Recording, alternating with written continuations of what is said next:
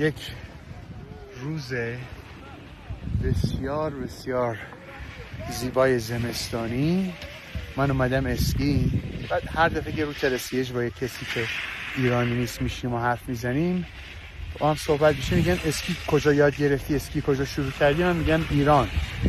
برق از چونشون میپره، میگن مگه شما ایران هم اسکی میکنید، اسکی پیست اسکی دارید؟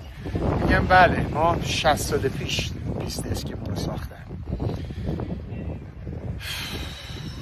همیشه من به یاد این میندازه که آزادی میدونی مثل چی میمونه؟ آزادی مثل کلید ماشین میمونه.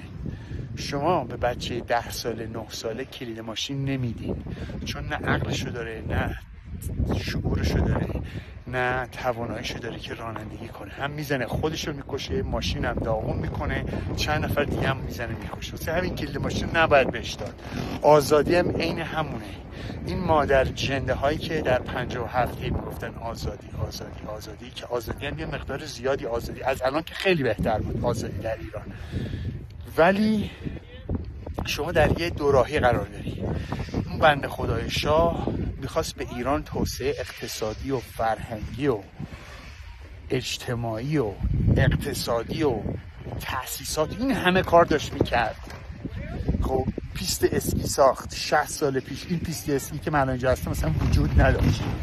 استادیوم آزادی ساخت، استادیوم آریامهر، ببخشید آزادی تو سرتون بخوره، چونکش های مادر قره.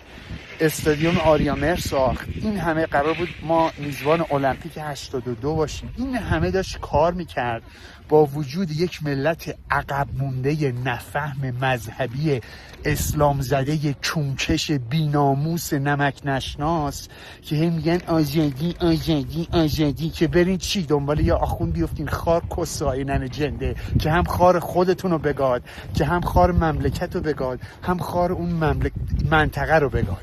چه گوهی خورد اون آخوندهایی که دنبالشون افتادین، چه گوهی خوردن برای ایران، به غیر از این که میلیاردها دلار رو میفرستن خارج که خرج یه جنازه عرب بکنن توی سوریه که خاکسته جنده خانوم رقیه افتاده 1400 سال پیش مرده. حرم شاشیدن به اون حرم، هرچی حرمه باید رید توش.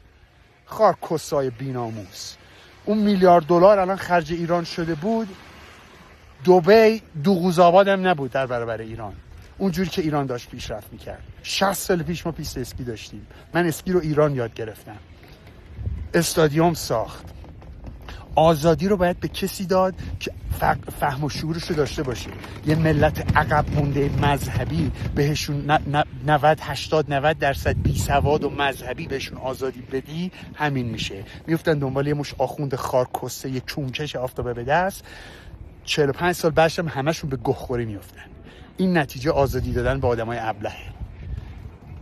چین رو ببینین، چین آزادی نداره ولی ترقیش در تاریخ بشریت سابقه نداشته، بخاطر اینکه یک جمهوری یه حزبیه ولی داره به سرعت ترقی میکنه. ولی که یه مش بدبختی بیچاره که داشتن کنار مزرعه برنج میکاشتن الان شدن یکی از قدرت‌های دنیا، ولی که به سرعت داره پیشرفت میکنه. امارات رو ببینین، این چیزها رو با آزادی نمیتونی به سرعت ترقی اقتصادی و اجتماعی بدی با یک اکثریت نفهم. اول باید اون کارا انجام بشه، بعد که شعور مردم رفت بالا بعد میتونین آزادیتون رو داشته باشین، که نیافتین دنبال یه مش آخوند و مذهبی کثافت مادر جنده.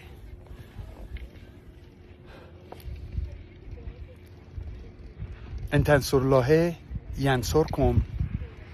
کیر خر تو چون شما 57 و اقوامکم.